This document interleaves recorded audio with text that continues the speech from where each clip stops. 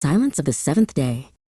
The sun hung low over the plains of Jordan, casting long, skeletal shadows toward the towering fortifications of Jericho. Joshua stood alone, the weight of a nation's future pressing upon his shoulders. The walls before him were not merely stone and mortar, they were a monument to the impossible. Suddenly, a figure appeared, a warrior with a drawn sword that shimmered like trapped lightning. "Are you for us, or for our adversaries?" Joshua asked, his voice steady, despite the thrumming of his heart. The figure replied, "Neither, but as the commander of the army of the Lord, I have now come." Joshua fell face down in reverence, realizing that this battle would not be won by the might of men, but by the breath of the Almighty. The command was as strange as it was absolute. March. For 6 days, the priests would carry the Ark of the Covenant, and the armed men would follow in a procession of profound silence. Joshua walked at the head of the elders, his face a mask of iron discipline. Beside him walked Eliel, a seasoned soldier who had seen the wonders of the Red Sea but felt the familiar ache of doubt in his aging bones. "No shouting, no war cries," Joshua had commanded.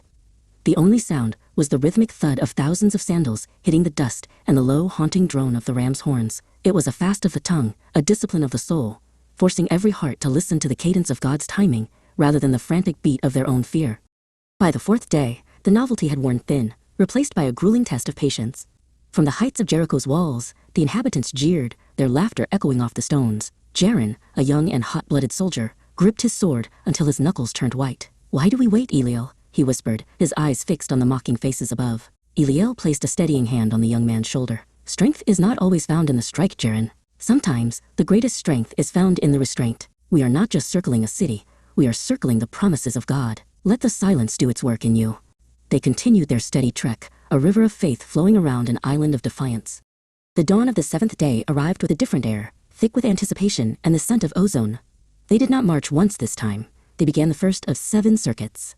Joshua's pace was relentless, his eyes fixed on the invisible hand he knew was moving above the ramparts.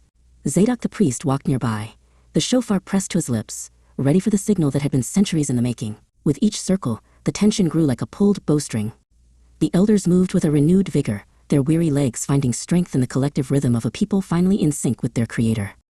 On the 7th circuit, as the sun reached its zenith, the long blast of the shofar tore through the stillness. Joshua turned to the multitude and cried, "Shout, for the Lord has given you the city."